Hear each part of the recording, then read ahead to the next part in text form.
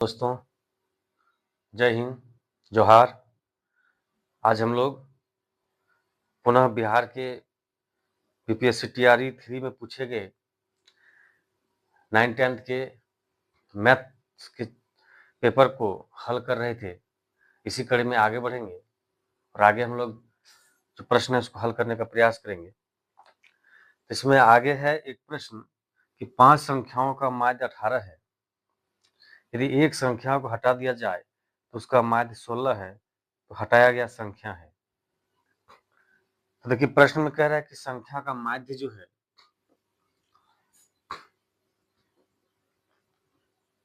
माध्य 18 है, संख्या कितना है, कुल 5 है। ठीक है। यदि एक संख्या को हटा दिया जाए तो उसका माध्य 16 है, तो हटाया गया संख्या क्या है? देखिए माध्य को हम लोग अरिथमेटिक में हम लोग अंकगणित में औसत भी बोलते हैं। ठीक है। यहाँ सांख्यिकी में माध्य बोला जाता है और अंकगणित में औसत बोला जाता है।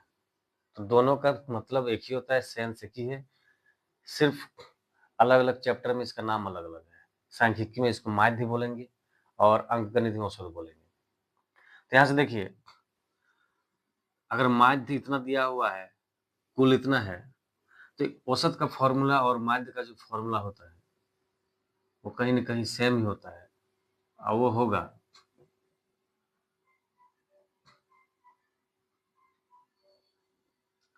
कुल संख्याओं का योग बाय कुल संख्या। ठीक है। तो अगर हम यहाँ पर कुल संख्याओं का योग अगर करें, कुल संख्या का योग करें, तो कुल संख्या गुने औसत या माध्य, तो कुल संख्या यहाँ पर कितना है, 5 है, और औसत कितना है या माध्य कितना है, 18 है, तो ये कितना हो गया, 90। देखिए जब हम इस कॉन्सेप्ट हमको मालूम रहेगा तो हम इतना लिखेंगे नहीं। ठीक है। बार बार हम ये कह रहे हैं, आप लोग को लग रहा होगा कि यहाँ पर इतना टाइम लग रहा है, तो फिर और सब क्वेश्चन हम कैसे बनाएंगे। तो देखिए कंसेप्ट जानिएगा तो आप डायरेक्ट 90 लिखिएगा, इस स्टेप को लिखिएगा। ठीक है। अब क्या कह रहा है कि एक संख्या को हम लोग, एक संख्या को हटा दिया जा रहा है। ठीक है। तो अब कुल योग कितना हो जाएगा, अब कुल योग बताइए। क्योंकि एक संख्या हटा दे रहे हैं तो 4 हो जाएगा, 5 में से 4 हो जाएगा, और औसत अब बोल रहा है 16 है। अब कितना हो जाएगा, 64। देखिए 5 संख्या जो था उसका योग 90 है और 4 संख्याओं का योग 64 है, यानी जो 5वां था जिसको हटाए वो कितना है, 90 माइनस 64, मतलब आपका यहाँ पे इसको घटाइएगा तो 26। यही आपका आंसर है, ऑप्शन नंबर बी। ठीक है। चलिए अगला प्रश्न में चलते हैं। ए का 80% बराबर बी का 50%, ये दिया हुआ है। आगे पूछ रहा है बी बराबर ए का x%, यानी हमको यहाँ पर b बराबर क्या है, माने b a का कितना प्रतिशत है, x%, मतलब वही हुआ। यहाँ पर आपको वर्ड में भी ये लिखा हो रह सकता था कि तब बताइए, अगर ये कंडीशन दिया हुआ है तब बताइए b a का कितना प्रतिशत है। ठीक है। इसका मतलब यही हुआ b बराबर a का कितना प्रतिशत। ठीक है। तो चलिए इसको सॉल्व करते हैं। जब दोनों तरफ प्रतिशत दिया हुआ रहे तो कुछ नहीं करेंगे, डायरेक्ट गुना करेंगे। कहने का मतलब 50% मतलब क्या होता है, डिवाइड, ये दोनों तरफ से कैंसिल हो जाएगा। ठीक है। तो 80A बाय 50B यही बचेगा। अब यहीं पर हम लोग को थोड़ा सोचना है कि लिखा है कि बी ए का कितना प्रतिशत है। ठीक है। तो हम यहाँ पर बी को फ्री करने का प्रयास करेंगे। क्या करेंगे, बी को फ्री कीजिएगा, तो बी को फ्री कीजिएगा तो 80, ये 50 भाग लग जाएगा उन्हें ए, तो b बराबर आप लिख सकते हैं 8/5 ए, ठीक है। तो बी जो है ए का 8/5 है, ठीक है। कितना है? बी है 8/5 ए का, तो प्रतिशत कितना हो जाएगा? 8/5 गुने 100। इसको जब आप काटिएगा 20 हो जाएगा, ये हो जाएगा 160%, ठीक है। तो ऑप्शन नंबर आपका ऑप्शन नंबर सी। अगर इसी में हम थोड़ा सा बढ़ा दे रहे हैं, अगर यहाँ पूछता ए बराबर बी का कितना प्रतिशत, ये भी तो पूछ सकता था ना। प्रश्न तो कुछ ज्यादा है नहीं। अगर बी बराबर ए का कितना प्रतिशत है तो ए बराबर बी का कितना प्रतिशत है, इस तरह से भी पूछ सकता था। तो कुछ नहीं करना था, हमको इस स्टेप से चेंज करना था अपना रूट को। क्योंकि ए बराबर करना था बी का कितना प्रतिशत है, तो यहाँ पर ए फ्री करते, यहाँ पर ए फ्री किया जाता, ए फ्री करते तो 80 इधर डिवाइड हो जाता, तो 50/80 लिखते और बराबर बी होता। यहाँ पर ये कट जाता तो ए बराबर होता 5/8 बी, ठीक है। 5/8 बी होता है, यानी ए जो है बी का इतना प्रतिशत है, यानी कितना प्रतिशत है, तो इसको डायरेक्ट आप 100 से गुना कर दीजिएगा, प्रतिशत हो जाता, ठीक है। 4 दूने 8, 25, यानी 125/2 आएगा। तो ये जो भी आता आपका इतना प्रतिशत, ये आपका आंसर जो होता है, उसमें ऑप्शन देकर के आप टिक कर सकते। तो दोनों ही प्रकार का क्वेश्चन आपको यहाँ से पूछ सकता था, ठीक है। चलिए अगला प्रश्न की ओर चलते हैं। एक रोम्बस की परिधि 100 सेंटीमीटर है, यदि इसकी विकर्णों में से एक 14 सेंटीमीटर हो तो उसकी क्षेत्रफल है। देखिए एक रोम्बस है मतलब समचतुर्भुज है, ठीक है। क्या है? समचतुर्भुज है। समचतुर्भुज मतलब क्वेश्चन थोड़ा ठीक से पढ़ लीजिए एक बार। कह रहा है कि एक रोम्बस की परिधि 100 सेंटीमीटर है, परिधि दिया हुआ है 100 cm। इसके विकर्ण, एक विकर्ण जो है, एक विकर्ण दिया हुआ है 14 cm, ठीक है। तो इसका क्षेत्रफल निकालने बोल रहे हैं। तो रोम्बस का मतलब ही होता है कि सभी भुजाएं, तो वैसा समांतर चतुर्भुज जिसकी सभी भुजाएं बराबर हो, समांतर चतुर्भुज जिसकी सभी भुजाएं बराबर हो उसे हम लोग रोम्बस कहेंगे, ठीक है। यानी कि ये सभी बराबर है।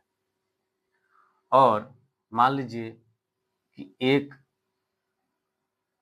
विकर्ण जो है ये 14 सेंटीमीटर आपको दिया हुआ है, ठीक है। तो हम लोग क्या करेंगे, बी और डी को भी मिला देंगे, मिला दीजिए, ठीक है।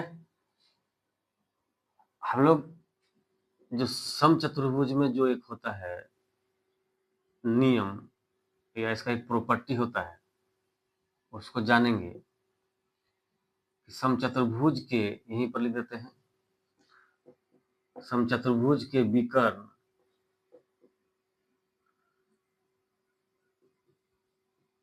एक दूसरे को लंब समद्विभाजित करती है, ठीक है। लंब समद्विभाजित मतलब क्या हुआ कि एक दूसरे को 90 डिग्री पर काटती है और बराबर बराबर भाग में बांटती है एक दूसरे को, ठीक है। यानी ये जो लंब है बीडी, ये यहाँ से बराबर भाग में बढ़ जाएगा, यहाँ AC जो है ये बराबर भाग में बढ़ जाएगा, यहाँ से यहाँ, यहाँ से, यानी अगर ये AC 7 है, अगर हम लोग इसको O मान लें, ठीक है, तो AO 7 हो जाएगा और OC भी 7 हो जाएगा, ठीक है। यानी लंब समद्विभाजक होता है। लंब होता है, परपेंडिकुलर भी होता है, 90 डिग्री होता है, एक दूसरे को काटता है 90 डिग्री पर, और समद्विभाजित भी करता है, ठीक है। हम लोग उसी से आगे बढ़ेंगे।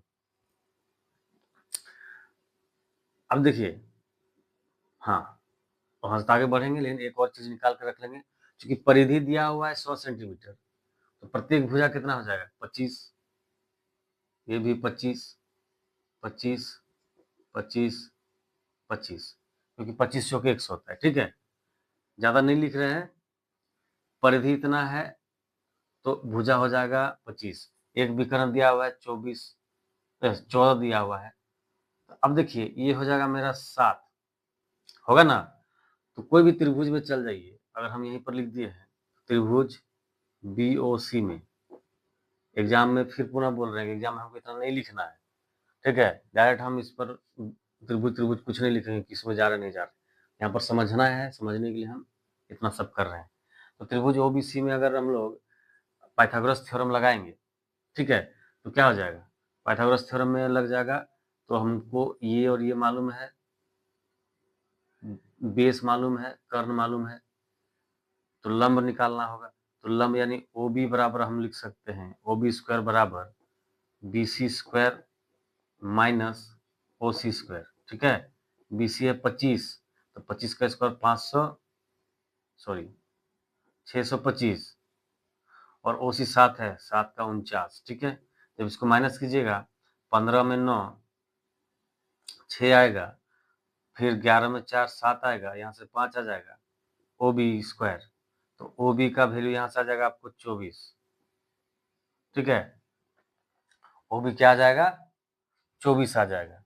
यहाँ देखिए ये OB 24 आ गया। अब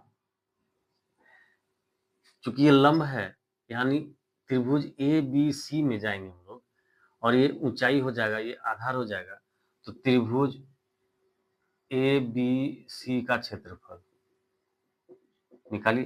क्षेत्रफल क्या होता है, 1/2, आधार यहाँ पर 14 ले लेंगे और ऊंचाई ले लेंगे OB, ठीक है।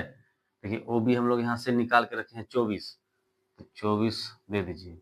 जब इसको डिवाइड कीजिएगा तो ये हो जाएगा 7 चौक 28 और 7 दूनी 14 और 2 16, इतना हो गया सेंटीमीटर स्क्वायर इसका, ठीक है। तो कुल क्षेत्रफल कितना आ जाएगा, डबल हो जाएगा। कुल क्षेत्रफल आप लिखिएगा 168 गुने 2, यानी 8 दूनी 16, 6 12 1 13 और 2 और 1 3। तो ये आपका ऑप्शन नंबर देखिए कितना है, इसमें आप देख पा रहे हैं ऑप्शन नंबर C है इसमें, तो आप C यहाँ पर टिक करके आगे बढ़िएगा। तो देखिए इसमें हम लोग क्या क्या सीखे कि समचतुर्भुज के विकर्ण एक दूसरे को लंब पर समद्विभाजित करता है, पाइथागोरस थ्योरम भी यहाँ पर यूज हुआ, कर्ण स्क्वायर बराबर होता है लंब स्क्वायर प्लस आधार स्क्वायर। इसके बाद त्रिभुज का क्षेत्रफल भी यहाँ पर यूज हुआ,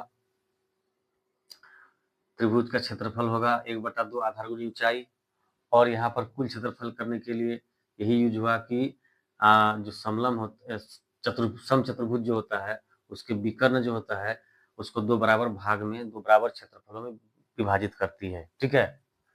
चलिए अब अगला प्रश्न में हम लोग चलेंगे। प्रश्न है कि एक 120 मीटर लंबी ट्रेन 90 किलोमीटर प्रति घंटे की गति से यात्रा कर रही है, वह 230 मीटर लंबे रेलवे प्लेटफॉर्म को पार करने के लिए समय लेगा। देखिए सबसे पहले ट्रेन की जो लंबाई है उसको हम लोग T से लिखते हैं, 120 मीटर है। इसका जो चाल है यानी D जो है वो आपका दिया हुआ है 90 किलोमीटर प्रति घंटा, ठीक है। और प्लेटफॉर्म की लंबाई जो है P जो है, प्लेटफॉर्म की लंबाई 230 मीटर है, ठीक है। तो टाइम बताना है, इस पूरे प्लेटफॉर्म को पार करने में कितना टाइम लगेगा। तो देखिए सबसे पहला एक बात है, जब इस तरह क्वेश्चन रहे तो ट्रेन अगर किसी खंभे को पार करे या किसी प्लेटफॉर्म को पार करे, इस कंडीशन में क्या होगा, मान लेते हैं कि यहाँ से ट्रेन जा रही है, ठीक है। तो इस खंभे का तो लंबाई को हम लोग शून्य मानेंगे, नगण्य मानेंगे, लेकिन ये इस दूरी को पार करना मतलब क्या होगा, यहाँ से चलते चलते गया और इस अपना अंतिम पार किया, मतलब अपना अंतिम जो बोगी है उसको पार किया, यानी स्वयं की दूरी को पार करना, ठीक है। उसी तरह एक प्लेटफॉर्म है, तो यहाँ पर अगर ट्रेन घुसेगी और यहाँ पर निकलेगी, इसका मतलब इस दूरी को भी तय करेगी और अपना जो दूरी है उसको भी तय करेगी, ठीक है। तो यहाँ पर हम लोग समय बराबर जो होता है, समय बराबर क्या फॉर्मूला होता है, समय बराबर होता है दूरी बटा चाल। तो इसी पे बैठा देंगे, दूरी बटा चाल मेरा टोटल हो जाएगा, समय निकल जाएगा। तो दूरी कितना है, दूरी देखिए 120 230, कुल यही दूरी हो जाएगा। जैसे यहाँ पर हम देखें, अगर सिर्फ खंबा रहे तो सिर्फ ट्रेन का होगा, और खंबा ये प्लेटफॉर्म पुल या किसी घर की घर होगा तो घर का भी कुछ चौड़ाई होगा, लंबाई होगा। वो दिया हुआ रहेगा। इस तरह का रहेगा तो दोनों को ऐड करेंगे तब दूरी कुल होगा। और चाल, तो देखिए चाल तो हम लिख लेंगे 90, लेकिन नहीं लिखेंगे, यहाँ पर मीटर में है और यहाँ पर किलोमीटर में है। तो आप प्रयास कीजिएगा इसको क्या करने के लिए,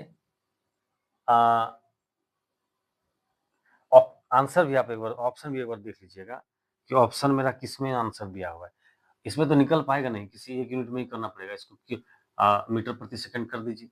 अगर मीटर प्रति सेकंड किया जाए तो सीधा याद रखिएगा कि 90 है, किलोमीटर प्रति घंटा है, तो कम अधिक से किलोमीटर प्रति घंटा को मीटर प्रति सेकंड में बदल रहे हैं, ठीक है, क्योंकि ये मीटर में दिया हुआ है। मीटर दूरी को बराबर करना होगा, घंटा अगर नहीं बराबर तो चलेगा, लेकिन घंटा को मिनट में बदलने से, सेकंड में बदलने से थोड़ा ईजी होता है, क्योंकि हम लोग यहाँ पर बताएंगे भी कि कैसे होगा। किलोमीटर को मीटर में बदल चुके, तो किलोमीटर को मीटर बदल यानी कम में गए, है ना, तो कम में जाएंगे तो 5/18 से गुना करेंगे, कम में जाएंगे तो 5/18 से, और अधिक में जाएंगे तो 18/5 से, ये याद रखिएगा, ठीक है। किलोमीटर से मीटर में जाएंगे, सेकंड भी रहना चाहिए साथ में, किलोमीटर प्रति घंटा को, यानी किलोमीटर प्रति घंटा से अगर मीटर प्रति सेकंड में जाएंगे तो 5/18 से गुना करना है, ठीक है।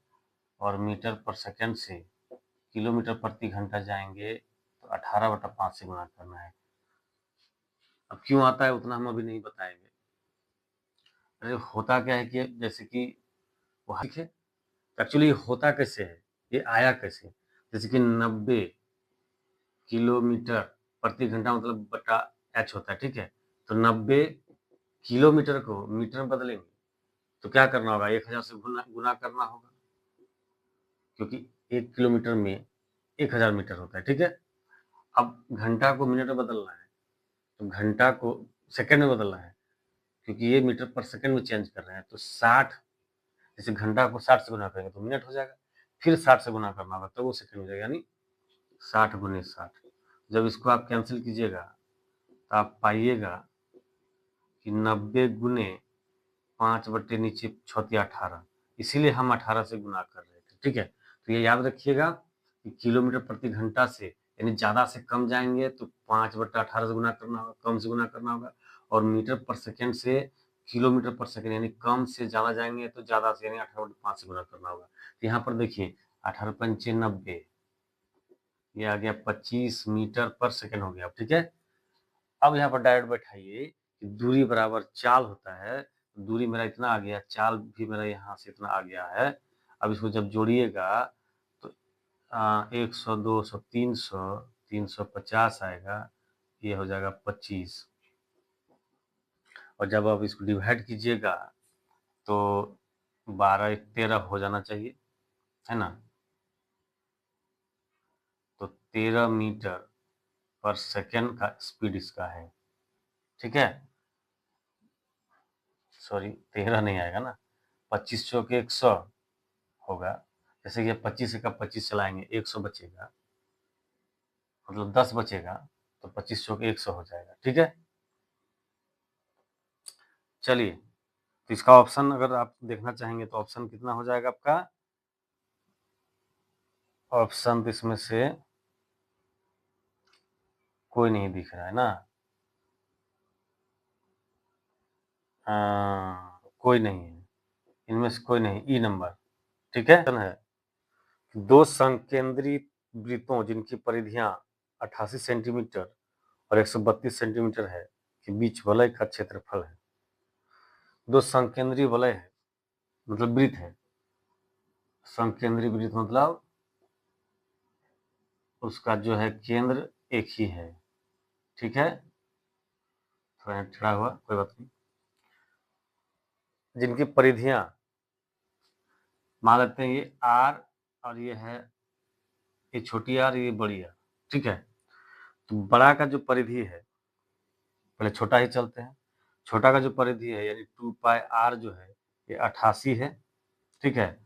और 2π बड़की आर इसका है 132, ठीक है। बीच के वलय का क्षेत्रफल निकालने बोल रहा है, इसका क्षेत्रफल निकालिए आप।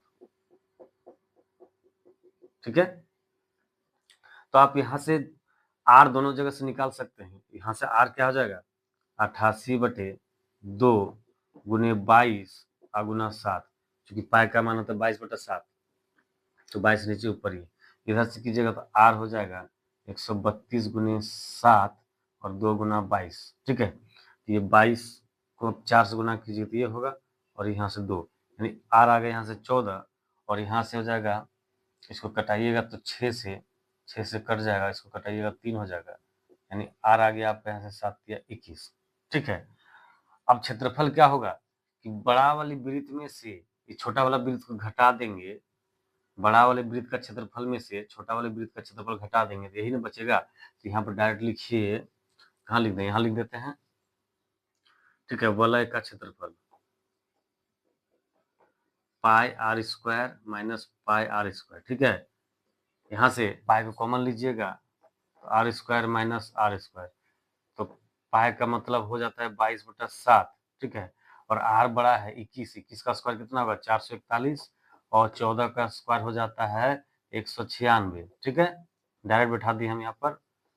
तो चलिए यहाँ पर देखिए 11 में 6 गया 5, फिर 13 में 9 जाएगा 4, और 3 में 1 जाएगा तो बच जाएगा 2। देखिए क्या कटेगा, 7 या 21 और 7 × 35, इसको गुना कीजिए 22, 22 पंचे कितना हो जाएगा 77। तो ये आपका ऑप्शन नंबर आप देख लीजिए कितना है, ऑप्शन नंबर बी है। ठीक है, तो एग्जाम में इतना सब नहीं करना होगा, डायरेक्ट हम ये सब निकालेंगे और इस पर बैठा के यहाँ पर ये कर लेंगे। थोड़ा सा फास्ट चलेंगे, बीच में कुछ कुछ स्टेप्स होगा उसको हम यहाँ से एलिमिनेट करके आगे बढ़ेंगे। ठीक है, चलिए अगला प्रश्न है कि क्षेत्रफल 400 × √3 स्क्वायर मीटर वाले समबाहु त्रिभुज का परिमाप। एरिया दिया हुआ है 400√3, किसका, समबाहु त्रिभुज का क्षेत्रफल। फॉर्मूला क्या होता है, √3/4a², याद रखिएगा। ठीक है, √3/4a²। ठीक है, √3/4a², यही होता है समबाहु त्रिभुज का क्षेत्रफल। यहाँ पर अगर आप बैठाइएगा तो क्षेत्रफल है √3/4a², यहाँ से 400√3, देखिए ये √3 कैंसिल हो जाएगा, तो आपका a² आ जाएगा 1600, यानी a कितना हो गया आपका 40। परिमाप क्या हो जाएगा, क्योंकि समबाहु है तो तीनों भुजाएं बराबर होंगी, तो परिमाप हो गया, या परिमिति क्या यूज किया, जो भी वर्ड यूज किया उसी को यूज करते हैं। परिमाप कह रहा है तो परिमाप क्या हो जाएगा, 4 × 3 मतलब 40 × 3 120 मीटर, हाँ मीटर। ठीक है, तो आपका ये आंसर हो जाएगा ए नंबर। तो ये फॉर्मूला बेस्ड था। हम देख रहे हैं कि इसमें TRE 3 में 9th-10th का जो मैथ का क्वेश्चन है मैक्सिमम कंसेप्ट बेस और फॉर्मूला बेस्ड है। अगर आपको एग्जैक्ट फॉर्मूला याद है तो आप बहुत सारा प्रश्न को यहाँ पर हल कर सकते थे आसानी से, इजीली। ट्रिक बहुत कम यूज हुआ है, शॉर्टकट मेथड बहुत ही कम यूज हुआ है, टू द पॉइंट था, फॉर्मूला बेस्ड है। ठीक है, चलिए आगे बढ़ते हैं। इसमें नल और टैंक से रिलेटेड है कि एक टैंक में 2 नल ए और बी है। टैप ए मतलब नल ए इसे 5 मिनट में भर सकता है और बी से 10 मिनट में खाली कर सकता है। यदि दोनों को एक साथ खोल ले जाएं तो टैंक भरने को कितना समय लगेगा, मतलब टैंक भरने में कितना समय लगेगा। देखिए इसमें एक हम लोग शॉर्टकट मेथड से बनाते हैं कि ए को भरने में कितना टाइम लग रहा है, 5 मिनट लग रहा है। अब बी को खाली करने में कितना लग रहा है, 10 मिनट लग रहा है। तो हम लोग यहाँ क्या करते हैं, इस दोनों के एलसीएम लेते हैं। एलसीएम कितना आएगा 10, यानी ये आगे मेरा टंकी की संख्या, यानी 10 टंकी है मान के चलते हैं। ठीक है, तो एक टंकी को भरने में 5 मिनट लगता है, तो 10 टंकी को भरने में कितना लग जाएगा।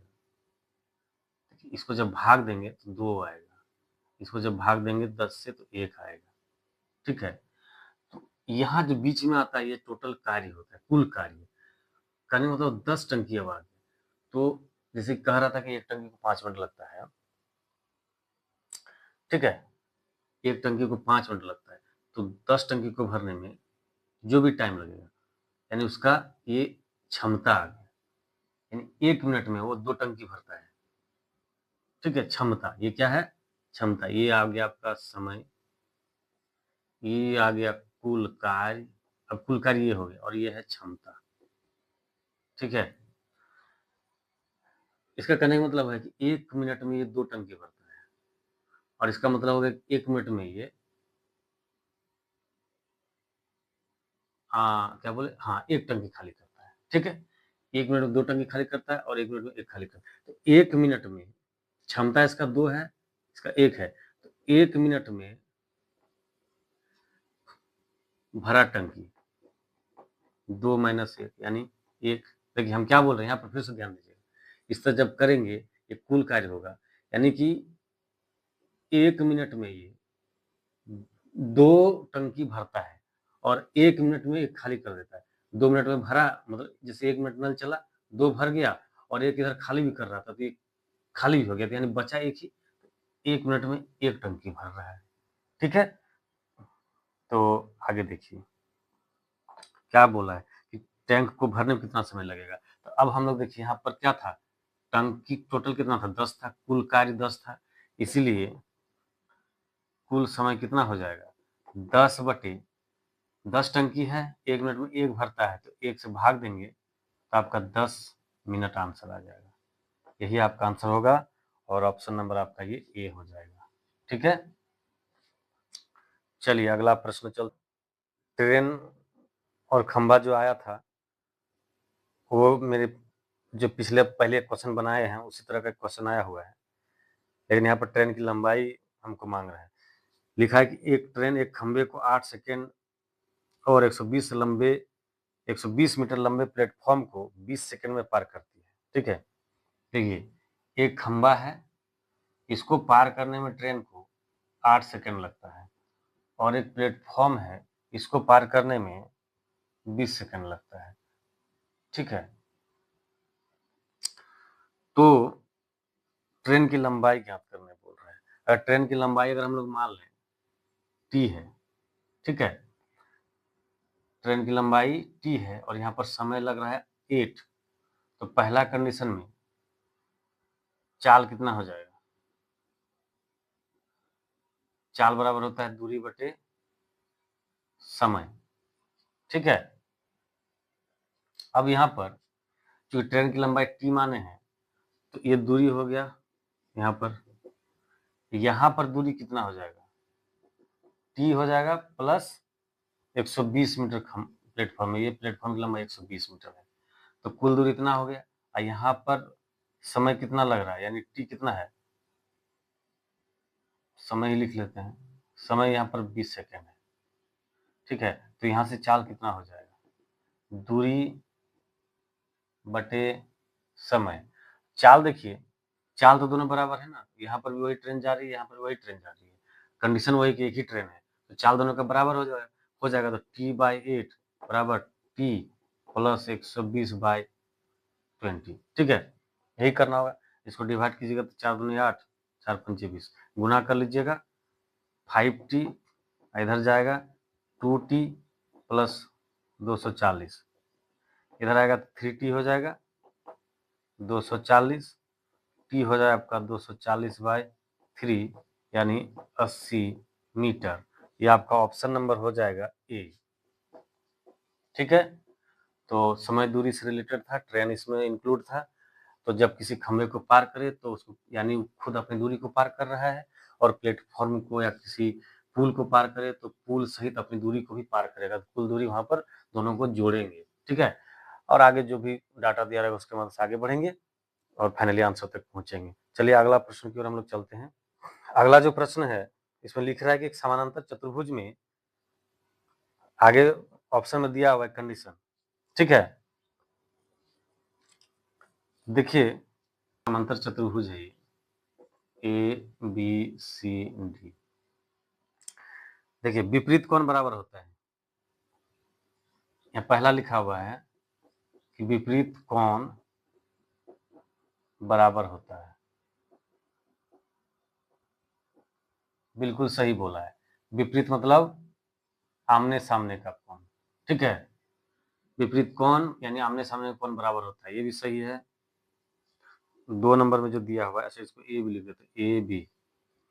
विपरीत दिशाएं बराबर होती है, यानी कोई भी समांतर चतुर्भुज होता है उसका सम्मुख भुजा बराबर होता है, यानी विपरीत दिशा बराबर होता है। विपरीत दिशा बराबर होता है, ऑप्शन 2 भी सही है।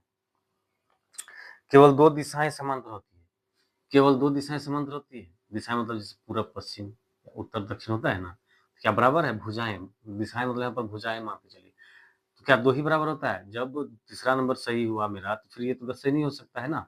दूसरा नंबर सही हुआ कि इसकी सभी दिशाएं बराबर होती है, तो फिर 2 दिशाएं सिर्फ कैसे बराबर होगी, इसलिए सी नंबर गलत है। तो देखिए मेरा क्या आ गया, एक से ज्यादा ऑप्शन आ गया, इसीलिए आपका ये डी नंबर आंसर हो जाएगा, एक से अधिक। ठीक है, चलिए अगला प्रश्न में चलते हैं।